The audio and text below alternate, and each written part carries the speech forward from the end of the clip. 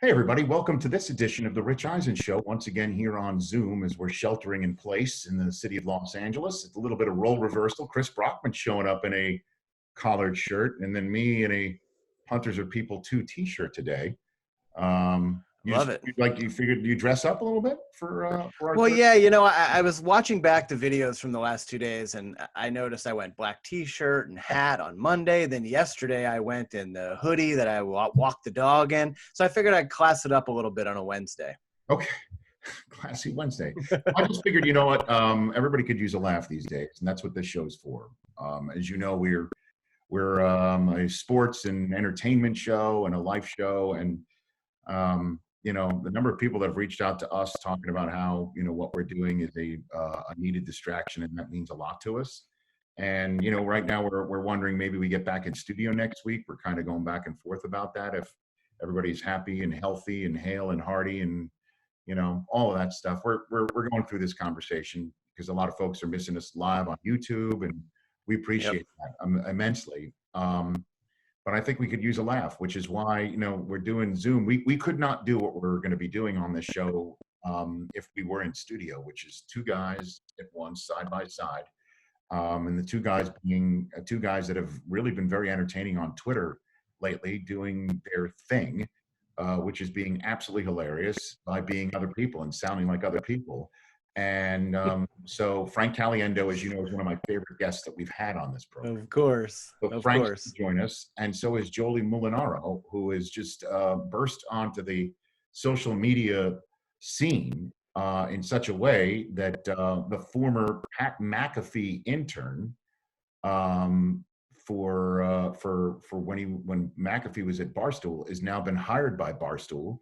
And so the two of them have been going back and forth on Twitter of late. So I'm like, you know what? Let's get them both together and let's have a laugh. Let's have a good time.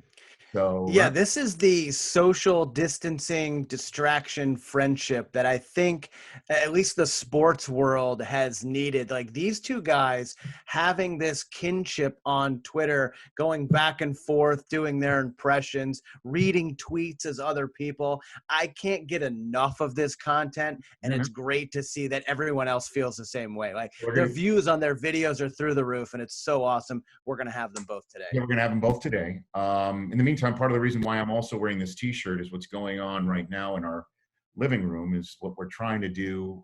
Keep it light for our three kids.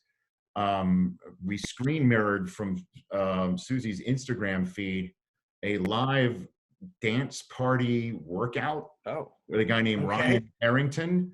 And I just did some dancing. I mean, we're trying.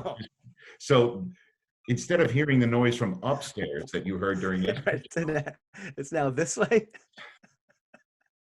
it's down the Oh hall. my God! By Okay. the way, I know. Look, I know like, you trained, you worked hard for the Yeah. 40 this year. Yeah. You had some plantar fasciitis. I know Yeah. you've been dealing with a little flexor in the wrist thing with the tennis going on. I Good. don't need any more injuries out of you, Appreciate it. especially coming from the dance party thing. Yeah. Like we don't need that. Well, what I'm just saying is I'm limber. I'm ready to laugh. I'm ready to have a good Okay. time. All right. Before we Good. get to Good. those Good. guys, let's review the Bruce Arians conversation that we Oh had baby. yesterday, and the fact that him calling two teams for Jameis to say you're going to get the hardest working guy that you can get, and then him saying one team said that they thanks but we're not interested, and another team saying appreciate the call. A lot of people picked up on that, and look. The other thing that they picked up on was Arians revealing the pecking order: Brady, then Bridgewater, then Jameis. And so another reason why it was so huge for Brady to choose the Bucs is Bridgewater was walking out the door to Carolina. Could you imagine if they missed on Brady and missed on their second choice because Brady and them couldn't come to terms, or Brady chose somewhere else? And Bridgewater, instead of showing up in Tampa, shows up in their division. I mean, that would have been absolutely huge. And then the question is now, where does Jameis go? And a lot of folks are also talking about Cam today, who is now getting set to knock on any door. And I think the Chargers should do it. Sitting out here in Los Angeles as we're looking for anything, to break through in the sports world that I guess is not the Rams logo, which was an interesting choice of their new logo. Indeed. Very interesting. Do you want to leave it at that as a season ticket holder? As a season ticket holder, let's just move on. Move on. It did look like a logo straight out of Any Given Sunday, like a movie football logo, right? Like something out of the Sharks, for instance. But anyway, I think the Chargers should absolutely get on Cam. I think the Chargers should get on either of these guys. I think Jameis has proven that if he cuts down on the turnovers, he's an elite quarterback in this league. The dude led the league in passing yards last year. And I think we really forget that. And he played the last 2 weeks with a broken thumb.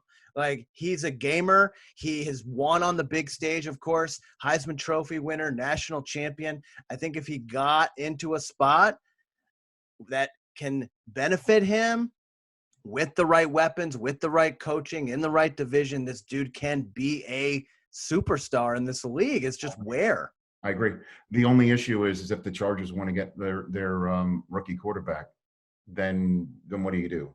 You already got your veteran right there. They're just going to stay the course. That's why I'm thinking Jacksonville might be the spot, man, for either one of these guys.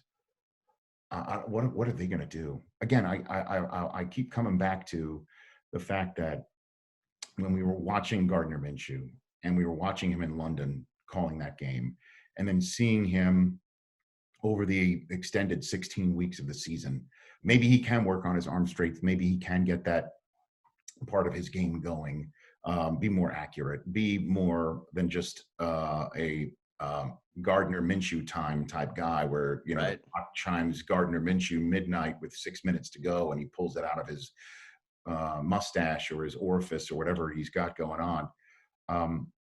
It's just fascinating to me. It really is, to see that a guy 5,000 yards, the passing yards leader and interceptions leader of the previous year, and a former Super Bowl quarterback and MVP of the league and number one overall draft choice, 2 number one overall draft choices are sitting out there for a team to get. And I'm just wondering, is the veteran quarterback market now suddenly glutted to the point where it's like the running back market in the NFL, where you're getting somebody on the cheap, which, by the way, 1 year for $25 million, Phillip Rivers is. I mean, when you're looking at what quarterbacks are costing in this league today, Garoppolo is cheap. You just looked at Kirk Cousins making $33 million a year. Can you sign Cam for 1 year and 15? Can you do that for Jameis and get him on your team and see what he's like? That's what Arians said. Just get him on your team. He's a hardworking guy. And 2 teams essentially said thanks, but no thanks, and also thank you. Like, okay, thanks for the call. Yeah.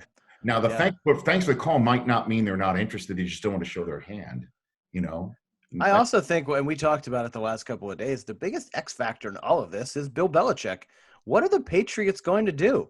Are they really going to go into the season with Jarrett Stidham and Brian Hoyer? No, that seems unlikely. I think they're sitting back, and again, like I said, they're waiting to see how everybody else's roster fills out. It's not like you're going to have an off-season workout program in the middle of April that you need to get somebody in right now.